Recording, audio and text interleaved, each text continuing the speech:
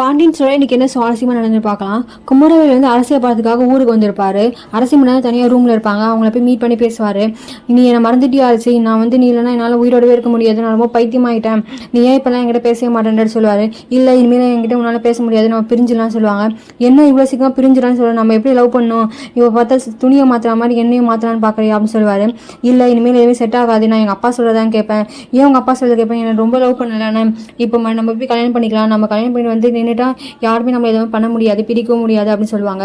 ஆனால் அரசி வந்து இல்லை என்னால் முடியாது, நான் உங்க கூட வரமாட்டேன், எனக்கு வேற ஒரு கல்யாணம் ஆக போகுது, நான் உன்னை எப்பயும் மறந்துட்டுன்னு சொல்லுவாங்க. இல்லை அது எப்படி நீ என்னை மறக்கலாம், நம்ம போய் டக்குன்னு ஓடி போய் கல்யாணம் பண்ணி வந்துடலாம்.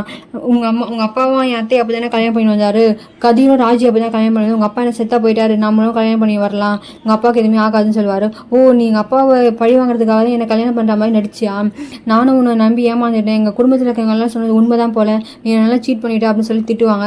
அரசி அப்படிலாம் இல்லை, நான் சும்மா சொன்னேன், ஏதோ கோவத்தில் சொல்லிட்டேன், நீ எதுவுமே பிரச்சனை பண்ணாத, நம்ம ஓடி போயிடலாம் கூப்பிடுவாரு. ஆனால் அவங்க வரவே மாட்டாங்க. அதுக்குள்ளே கோமதி ராஜி எல்லாமே வந்துடுவாங்க. வந்துட்டு உடனே கையை விடான்னு சொல்லுவாங்க. இல்லை என்னால் விட முடியாது, நாங்கள் ஓடி போக போகிறோம் அப்படின்னு சொல்லுவாங்க. இல்லை அதெல்லாம் முடியாது, நீ விடலைன்னா நான் போலீஸை கூப்பிடு அப்படின்னு சொல்லுவாங்க. அப்போ தான் கோமதி சொல்லுவாங்க, இல்லை போலீஸ் தான் வேணாம், நம்ம மாமா கூப்பிடலாம், ஏதாவது பிரச்சனை ஆயிடும் அப்படின்னு சொல்லுவாங்க. மீனா சொல்லுவாங்க, இல்லை போலீஸை கூப்பிட்டு பிடிச்சி கொடுத்துடலாம், அதுக்கப்புறம் நம்ம மாமா ஃபோன் பண்ணி சொல்லலாம்.